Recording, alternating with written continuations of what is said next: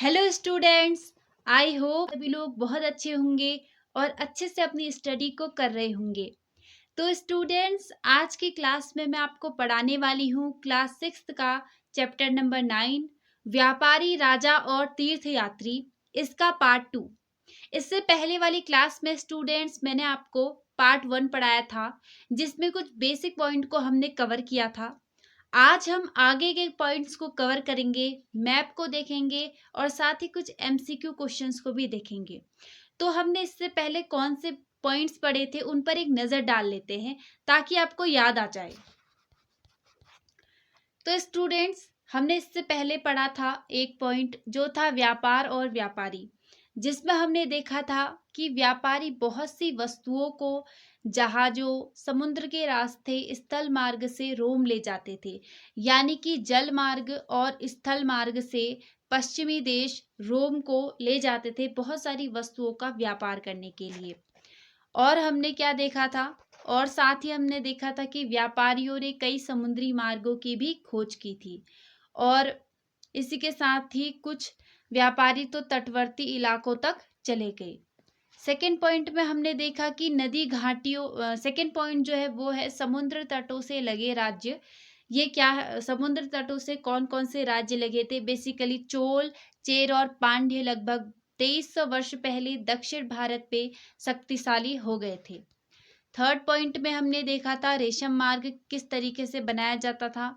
रेशम मार्ग क्या था?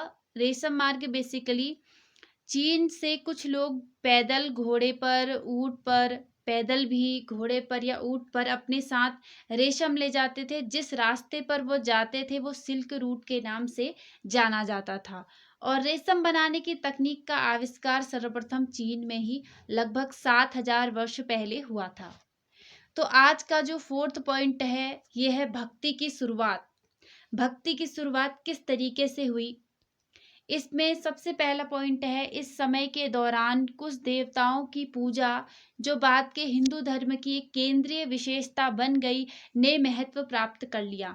मतलब इस टाइम पर क्या था, मध्यकाल में देवताओं की पूजा होनी स्टार्ट हो गई थी, जो हिंदू धर्म का बहुत महत्वपूर्ण इसकी विशेषता ही बन गई थी। पूजा अर्चना ये सारी चीजें हुआ करती थी। इन देवताओं में शिव, विष्णु और दुर्गा जैसी देवियां शामिल थी। इनकी ही पूजा की जाती थी। भक्ति का विचार हिंदुओं के पवित्र ग्रंथ भगवत गीता में मौजूद है, जिसे महाभारत में शामिल किया गया है। तो हिंदुओं का सबसे पवित्र ग्रंथ जो है वो है भगवत गीता, जिसमें भक्ति का विचार शामिल है और महाभारत में भी इसको शामिल किया गया है। फोर्थ पॉइंट है, भक्ति पद्धति का पालन करने वालों ने विस्तृत बलिदान के बजाय किसी देवता या देवी की भक्ति और व्यक्तिगत पूजा पर जोर दिया। मतलब आपको कोई बहुत ज़्यादा बलिदान करने की जरूरत नहीं है, आपको बस किसी भी पर्टिकुलर देवता या देवी की भक्ति करनी है, व्यक्तिगत पूजा करनी है। यही भक्ति थी और यही भक्ति की शुरुआत होने लगी थी। जैसे यह मथुरा में बुद्ध की बनी एक प्रतिमा आपको दिख रही होगी। ये बुद्ध की बनी हुई प्रतिमा है जो बौद्ध धर्म से रिलेटेड थे। उसके बाद वराह के रूप में विष्णु, एरण मध्य प्रदेश की एक शानदार मूर्ति है। मूर्ति जो विष्णु के वराह रूप की है। विष्णु के कई सारे रूप थे जिसमें से एक वराह रूप भी था। पुराणों के अनुसार जल डूबी पृथ्वी को बचाने के लिए, जल में डूबी हुई पृथ्वी को बचाने के लिए विष्णु ने वराह रूप धारण किया था। यहाँ पृथ्वी को एक स्त्री के रूप में दर्शाया गया है, क्योंकि पृथ्वी जो है वो एक जल में डूब रही थी। तो उसी को ही, पृथ्वी को बचाने के लिए, यहाँ पर आपको दिख रही होगी पृथ्वी एक स्त्री के रूप में, तो इन्हीं को बचाने के लिए विष्णु जी ने वराह का रूप जो है धारण किया था। तो वो यहाँ पर दिख रहा है, जो कि मध्य प्रदेश से ही मिली है। तो अब हम देखते हैं मैप। निम्नलिखित भारत के मानचित्र में समुद्र तटों से लगे राज्यों को दर्शाइए। तो स्टूडेंट्स, हम इसमें देखेंगे मैप में कि समुद्र तट से कौन कौन से राज्य लगे हुए हैं। तो देखते हैं कौन कौन से समुद्र तट से राज्य लगे हुए हैं। जैसे 9 राज्य लगे हुए हैं, जैसे एक गुजरात, महाराष्ट्र, गोवा, कर्नाटक, केरल, तमिलनाडु, आंध्र प्रदेश, उड़ीसा, पश्चिम बंगाल। तो ये कुछ ऐसे राज्य हैं जो समुद्र तटों से लगे हुए हैं।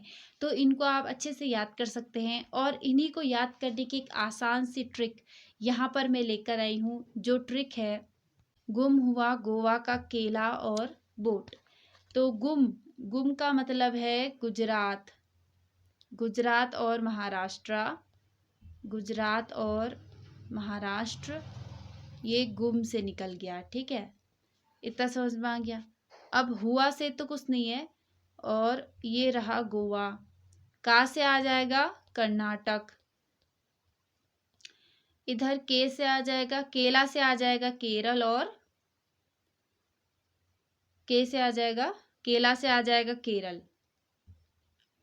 और से कुछ नहीं है। और बाकी बोट, जो बोट है, बोट की स्पेलिंग बेसिकली क्या होती है, BOAT, जिसको हिंदी में क्या लिखते हैं, BOA।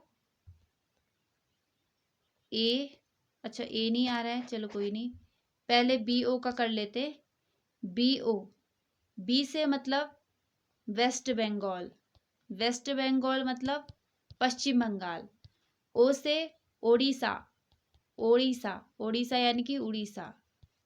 ये तो BO से हो गया। अब ए से क्या होगा, ए से और टी से। ए से होगा हमारा आंध्र प्रदेश, आंध्र प्रदेश, और टी से होगा तमिलनाडु, टी, टी से तमिलनाडु। तो इस तरीके से आप, ये शॉर्ट ट्रिक है, मैं एक बार वैसे भी बता देती हूँ। गुजरात, महाराष्ट्र, गोवा, कर्नाटक, केरल, और बोट से जिसकी स्पेलिंग है BOAT, बी से हो जाएगा हमारा वेस्ट बंगाल, ओ से उड़ीसा, ए से आंध्र प्रदेश, टी से तमिलनाडु। तो आपको याद हो गया होगा स्टूडेंट्स, आई होप। तो अब देखते हैं हम ये कुछ प्रश्न। निम्नलिखित प्रश्नों में से किसी एक सही विकल्प का चयन कीजिए। पहला प्रश्न है, पांड्यों की राजधानी क्या थी?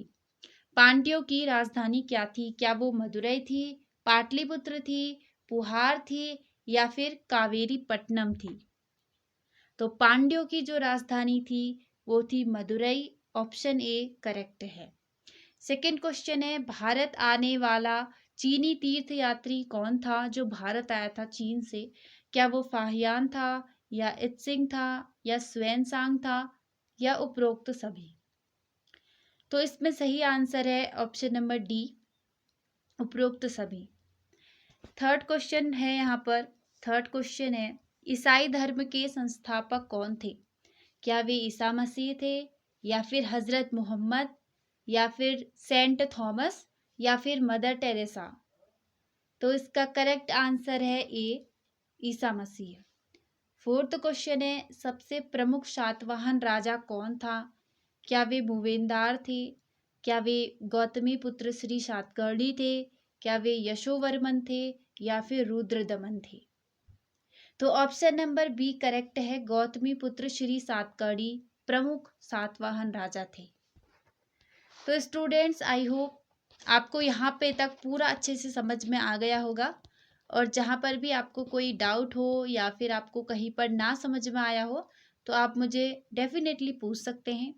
तो भक्ति की शुरुआत एक बार रिवाइज कर लेते इसको। हमने देखा भक्ति के अंतर्गत कि इस समय के दौरान कुछ देवताओं की पूजा बहुत विशेष बन गई और हिंदू धर्म में भी इसको केंद्रीय स्थान प्राप्त हो गया।